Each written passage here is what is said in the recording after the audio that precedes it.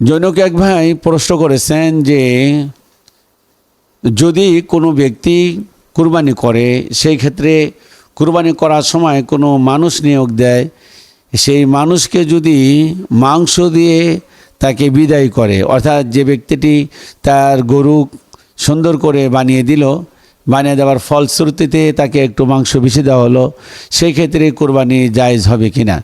দেখুন, নবী করিম সাল্লাল্লাহু আলাইহি ওয়াসাল্লাম পারিশ্রমিকের ব্যাপারে অত্যন্ত গুরুত্ব দিয়েছেন। যিনি শ্রম দিবেন তার জন্য মজুরি নির্ধারণ করার জন্য বলেছেন, এবং এটিও বলেছেন আল কাসিব হাবিবুল্লাহ, যারা পরিশ্রমী তারা হলো আল্লাহর বন্ধু।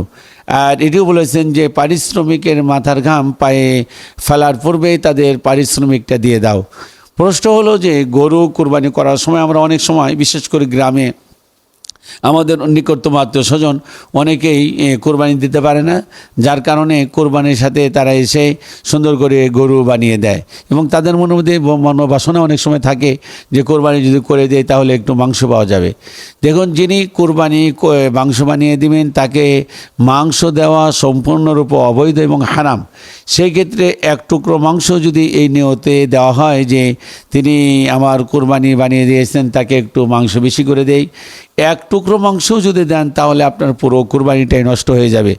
অতএব এই ধরনের গর্হিত কাজ থেকে আমরা দূরে থাকার চেষ্টা করেছেন। যে আমরা 5 ভাগে কুরবানি দিতে চাচ্ছি, এমত অবস্থায় জৈনক এক ভাই তার টাকার অংশটা কিছুটা সুদের সাথে সম্পৃক্ত, এমত অবস্থায় সুদী ব্যক্তির সাথে কুরবানি করা জায়েজ হবে কিনা।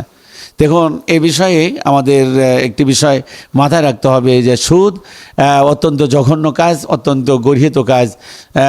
সুদের সবচাইতে ছোট্ট গুনাহ হলো মায়ের সাথে ব্যভিচার করা, আর সবচাইতে বড় গুনাহ হলো আল্লাহর সঙ্গে জিহাদ করা। মারাত্মক ধরনের একটি অপরাধ, কবিরা গুনাহ।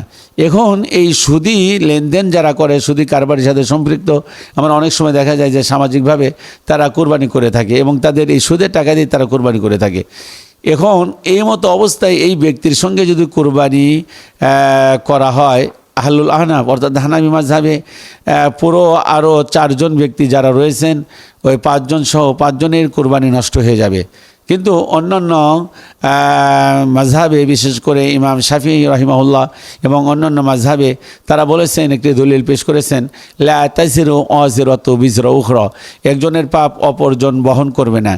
এই দলিলের পরিপ্রেক্ষিতে তারা বলেছেন যে সুদী কারবারির সাথে গরু কুরবানি করতে বা ভাগী হতে কোনো ধরনের সমস্যা হবে না। তবে একথা মনে রাখতে হবে যে আমরা যেটাই করি সামাজিকভাবে বিশৃঙ্খলা যদি দেখা দেয়, তাহলে সেই ক্ষেত্রে এই বিষয়গুলো আমরা এড়িয়ে চলার চেষ্টা করব এবং আমরা সমস্ত প্রকার গর্হিত কাজ থেকে দূরে থাকার চেষ্টা করব।